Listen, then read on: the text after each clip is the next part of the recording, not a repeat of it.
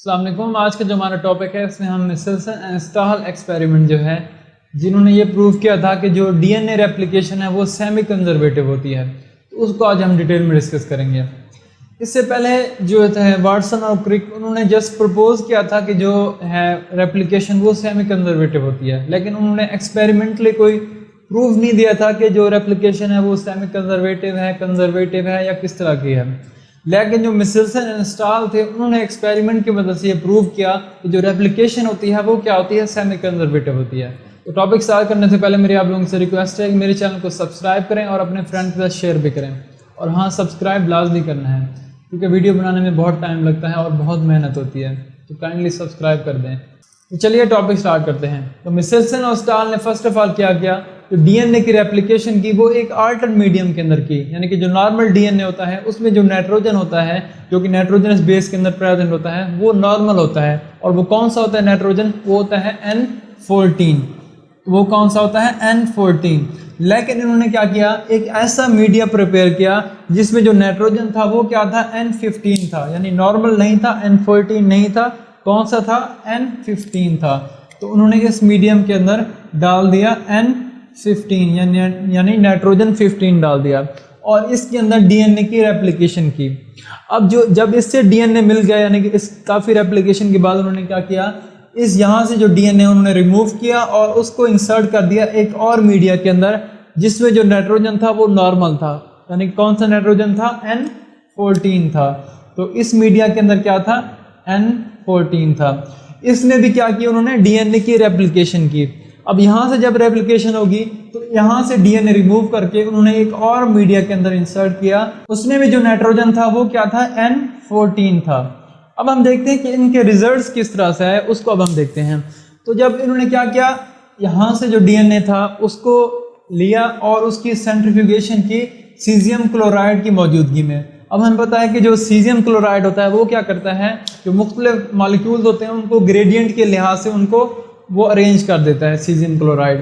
तो जब उन्होंने सेंट्रीफ्यूगेशन की in the presence of caesium chloride, तो ये जो कल्चर प्लेट है इसके रिजल्ट्स कुछ इस तरह से आए कि यहाँ पे ग्रेडियंट के लिहाज से यहाँ पे जो डीएनए है वो अरेंज हो गया।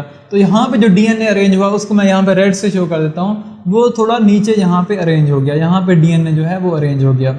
इसी तरह यहाँ पे ये जो ट्यूब है इसकी जब सेंट्रीफ्यूगेशन की, यहाँ पे जो डीएनए मिला था हमें उसकी जब सेंट्रीफ्यूगेशन की in the presence of caesium chloride, तो उधर हमें यहाँ पे कुछ इस तरह के रिजल्ट यहाँ पे शो हुए। यहाँ पे मैं शो कर देता हूँ इस तरह से, यानी कि ये जो बिल्कुल नीचे थे, यहाँ पे जो हमारे पास सेगमेंट्स आए डीएनए के वो इधर थे, दरमियान में थे, ठीक है, इधर थे।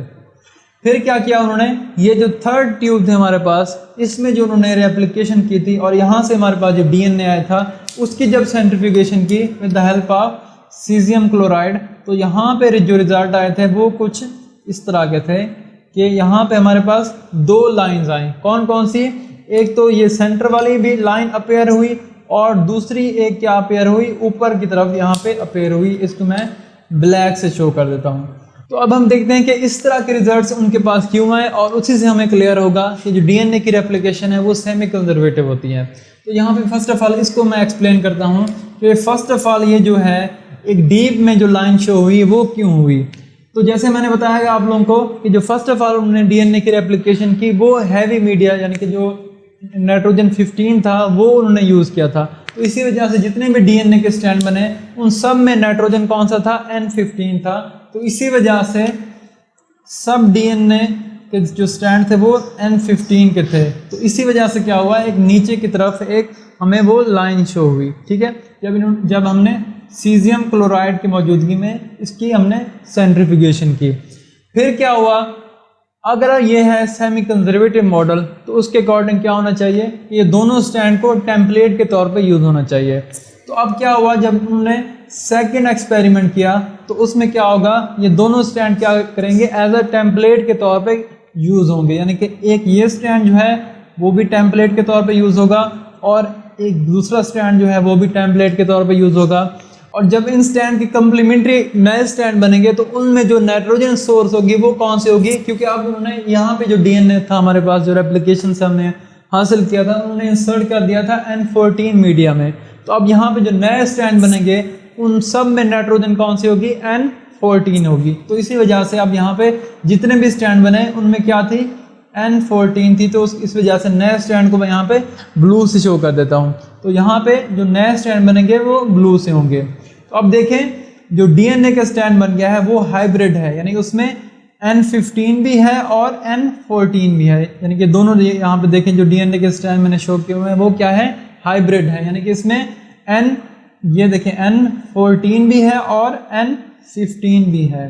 तो इसी वजह से यहाँ पे दरमियान में एक लाइन शो हुई, यानी कि वो ना ही डीप में थी जैसे यहाँ पे थी और ना ही ऊपर थी। अगर वो ऊपर होती तो इसका मतलब था N14 है, यानी दोनों अगर स्टैंड N14 होंगे तो ऊपर की तरफ लाइन शो होनी थी, और क्योंकि ये दरमियान में शो हुई है तो इसका मतलब है कि उसमें N14 भी स्टैंड था और N15 भी स्टैंड था। यानी कि ये जो स्टैंड थे वो ऊपर वाले स्टैंड वो टेम्पलेट का काम कर रहे थे। एक ये टेम्पलेट का काम कर रहा था और दूसरा ये वाला टेम्पलेट का काम कर रहा था। तो इसी वजह से ये जो लाइन बनी है इसमें N14 भी था और N15 भी था। इसको हम हाइब्रिड स्टैंड कहते हैं, ठीक है। अब जो उन्होंने थर्ड एक्सपेरिमेंट किया, उन्होंने क्या किया, यहाँ से जो डीएनए हासिल हुआ, यानी कि ये वाला जो डीएनए है हमारे पास हासिल हुआ है, उन्होंने इंसर्ट कर दिया एक थर्ड मीडिया के अंदर, जिसमें जो नाइट्रोजन सोर्स था वो भी क्या था, N14 ही था। तो अब देखते हैं कि उससे क्या रिजल्ट हमारे पास आएंगे।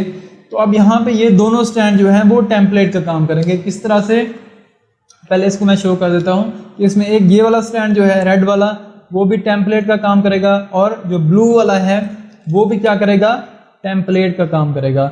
इस तरह इन दोनों स्टैंड में भी दोनों के दोनों स्टैंड जो है वो टेम्पलेट का काम करेंगे, यानी कि एक जो है वो रेड वाला होगा, ये हो गया रेड वाला, और एक क्या होगा, ब्लू वाला होगा, इस तरह से। अब इसके कंप्लीमेंट्री जो न्यू स्टैंड बनेंगे वो उनमें कौन सी नाइट्रोजन होगी, उनमें होगी N14, क्योंकि अब जिस मीडियम में हमने डाला है वो क्या है, उसमें नाइट्रोजन क्या है, N14 है। तो नए स्टैंड जितने भी बनेंगे उनमें N14 होगी नाइट्रोजन। तो इसी वजह से अब जितने भी नए स्टैंड बनेंगे इन टेम्पलेट के स्टैंड के कंप्लीमेंट्री, तो उनमें कौन सी होगी, नाइट्रोजन N14 होगी। तो इस तरह से कुछ हमारे पास डीएनए के स्टैंड बनेंगे, यानी कि यहाँ पे भी N14 होगा, यहाँ पे भी N14 होगा, यहाँ पे भी N14 होगा और यहाँ पे भी N14 होगा।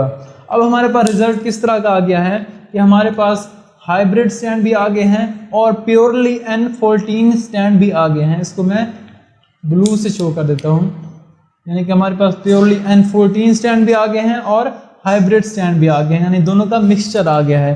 तो इसी वजह से जब उन्होंने थर्ड जो ट्यूब थी उसकी जब सेंट्रीफ्यूगेशन की तो इसी वजह से दो लाइनें शो हुई, यानी कि एक सेंटर में शो हुई, तो जो सेंटर वाली लाइन थी वो इस हाइब्रिड डीएनए को शो कर रही थी, और जो ऊपर वाली लाइन थी ये वाली, ये प्योरली जो N14 डीएनए है उसको शो कर रही थी। तो इस एक्सपेरिमेंट से ये प्रूव हो गया कि जो डीएनए की रेप्लिकेशन होती है वो क्या होती है, सेमी कंजर्वेटिव होती है, यानी कि उसका जो डीएनए का एक स्टैंड होता है उसकी एक प्राइमरी स्ट्रक्चर होती है और एक क्या होती है, सेकेंडरी स्ट्रक्चर होती है। प्राइमरी स्ट्रक्चर किस तरह की होती है, यानी कि डीएनए का जो एक स्टैंड है वो उसकी प्राइमरी स्ट्रक्चर है, और जब दोनों स्टैंड आपस में मिलते हैं ये वाला इस तरह से, तो वो बन जाती है सेकेंडरी स्ट्रक्चर। तो उसकी जो प्राइमरी स्ट्रक्चर होती है वो प्रिजर्व रहती है, यानी कि यहाँ पे जैसे आप लोगों ने देखा कि डीएनए का जो डबल स्टैंडर्ड मॉलिक्यूल था उसमें एक स्टैंड जो है वो बिल्कुल प्रिजर्व रहा और दूसरा स्टैंड भी अलग अलग हो गए, लेकिन उनकी जो प्राइमरी स्ट्रक्चर थी वो प्रिजर्व रही है, ठीक है। तो इसी वजह से उसकी जो सेकेंडरी स्ट्रक्चर होती है वो डिस्टर्ब हो जाती है या डिस्ट्रॉय हो जाती है, लेकिन उसकी प्राइमरी स्ट्रक्चर जो है वो प्रिजर्व रहती है। तो इसी वजह से इसको हम फुल कंजर्वेटिव नहीं कहेंगे। अगर ये होता फुल कंजर्वेटिव तो उसमें क्या होना था कि इसकी जो सेकेंडरी स्ट्रक्चर है वो भी डिस्टर्ब नहीं होनी चाहिए थी, यानी कि ये ऐसे का ऐसे ही रहना चाहिए था डीएनए, और पूरा का पूरा एक नया इसका डॉटर एक डीएनए बन जाना चाहिए था, लेकिन ऐसा नहीं है। उसमें होता यह है कि इसकी जो सेकेंडरी स्ट्रक्चर है वो डिस्टर्ब हो जाती है और प्राइमरी स्ट्रक्चर जो है वो प्रिजर्व रहती है। तो इसी वजह से इसको हम फुल कंजर्वेटिव नहीं कहते, बल्कि इसको हम क्या कहते हैं, सेमी कंजर्वेटिव मॉडल कहते हैं। और यही क्या है, इसकी डीएनए रेप्लिकेशन का प्रिंसिपल होता है। तो आई होप आप लोगों को आज का टॉपिक समझ आ गया होगा। तो आप लोगों से रिक्वेस्ट है कि मेरे चैनल को सब्सक्राइब करें और मेरे फ्रेंड के साथ शेयर भी करें।